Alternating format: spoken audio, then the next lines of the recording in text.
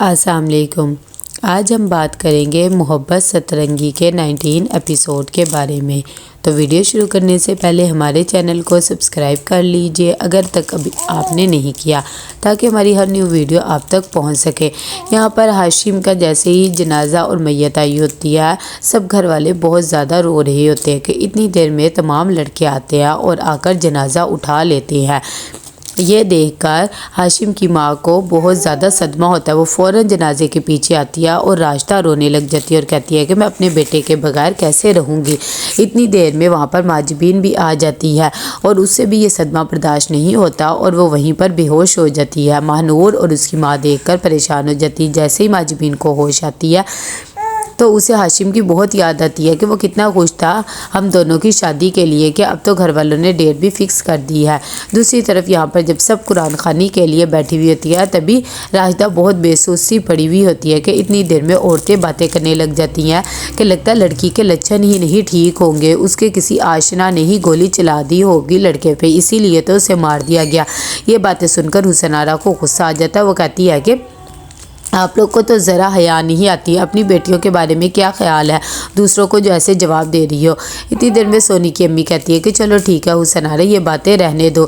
دوسری طرف ماریہ بھی کہتی ہے کہ آپ لوگ یہ کیا باتیں لے کر بیٹھ گئے ہیں، میت والے گھر میں آئے ہیں، انسان کو سوچ سمجھ کے بولنا چاہیے۔ یہاں پر جہاں آرا ماجبین کے پاس آتی ہے اور اسے سمجھانے کی کوشش کرتی ہے کہ ہاشم نہیں رہا، لیکن یہ بات ماجبین ماننے کو تیار نہیں ہوتی ہے۔ وہ فوراً راشدہ کے پاس جاتی ہے، راشدہ بھی اسے پیار کرتی ہے اور کہتی ہے کہ اب ہاشم نہیں رہا ہے اور نہ ہی وہ ہمارے پاس آئے گا۔ پھر سے لوگ باتیں کرنے لگ جاتی ہیں، عورتیں وہاں پر بیٹھی ہوئی کہ لڑکی کے قدم ہی کتنے سخت ہے، دیکھو دولہے کو ہی کھا گئی ہیں۔ یہ باتیں سن کر بھی ماریہ کو بہت غصہ آتا ہے اور وہ کہتی ہے کہ میرے خیال سے آپ لوگوں کو چلے جانا چاہیے کیونکہ اب ہم سب کو ریسٹ کی ضرورت ہے۔ اماں بی بھی یہی کہتی ہے کہ راشدہ اور ماجبین کو آرام کی ضرورت ہے، 2 دن سے جاگ رہی ہیں، آپ لوگ اپنے گھر چلے جائیں۔ یہاں پر ایان اور رانا دونوں قاسم کو دلاسا دیتے ہیں اور اسے حوصلہ دیتے اور کہتے ہیں کہ اب تمہیں ہی سب کچھ سنبھالنا ہے۔ دوسری طرف عظیم جاتا ہے ماریہ کے پاس اور کہتا ہے کہ میں تو یہاں پر خوشیاں دیکھنے آیا تھا، لیکن کیا پتا تھا کہ یہاں کر بھانجے کو ہی مٹی تلے دبانا پڑے گا۔ ماریہ کہتی ہے کہ بس آپ بالکل بھی فکر نہ کرو، انشاءاللہ سب بہتر ہو جائے گا۔ پتہ ہے نا میرے بھی جب پیرنٹس اس دنیا سے چلے گئے تھے میں بھی ٹوٹ گئی تھی۔ دوسری طرف یہاں پر ہاشم بھی بہت پریشان بیٹھا ہوا ہوتا ہے جب شمیم کو یہ باتیں یاد آتی ہیں۔ یہاں پر عظیم آتا ہے اور آ کر شمیم کو گلے لگا لیتا ہے اور کہتا ہے کہ اب ہم دونوں ہی ایک دوسرے کا سہارا ہیں، اور دونوں بھائی بہت زیادہ روتے ہیں۔ دوسری طرف راشدہ بھی بہت پریشان بیٹھی ہوئی ہوتی ہے، اسے ہاشم کی یاد آتی ہے کہ اسے میں نے کہا بھی تھا کہ اپنی ماں کو کبھی چھوڑ کے نہ جانا، اور ہاشم نے کہا تھا کہ میں کبھی بھی آپ کو نہیں چھوڑ کے جاؤں گا۔ اتنی دیر میں قاسم آتا ہے اور آ کر اپنی ماں کو کہتا ہے کہ اب ہمیں ہمت کرنی ہوگی، ویسے بھی بابا کے بارے میں سوچنا ہوگا، ابھی تک وہ ہاسپٹل ہے، انہیں بھی یہ سب نہیں بتانا۔ راشدہ کہتی ہے کہ ہاں اب تم ہی میرے بیٹے ہو اور تم نے ہی یہ سب کچھ سنبھالنا ہے اور اپنے باپ کا بہت زیادہ خیال رکھنا، انہیں کسی بھی بات کا پتہ نہ لگنے دینا۔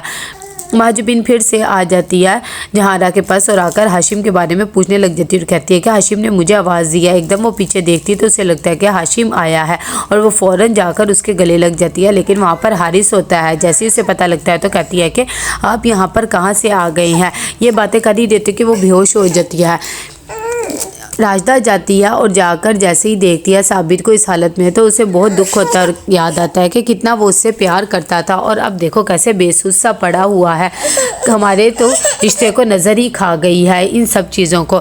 دوسری طرف ماجبین جب بے ہوش ہو جاتی ہے تو جہاں آرا بہت زیادہ پریشان ہو جاتی ہے اپنی بیٹی کو لے کر، تبھی حارث کہتا ہے کہ میرے خیال سے ہمیں ایمبولینس کو بلا لینا چاہیے۔ نور بھی یہی کہتی ہے کہ کرو آپ لوگ ایمبولینس کو بلا لو، میں اماں بی کو خود ہی بتا دوں گی۔ حارث اتنی دیر میں کال کرتا ہے اور ایمبولینس کو بلا لیتا ہے اور کہتا ہے کہ آپ کو فکر کرنے کی ضرورت نہیں، میں اس کے ساتھ چلا جاؤں گا۔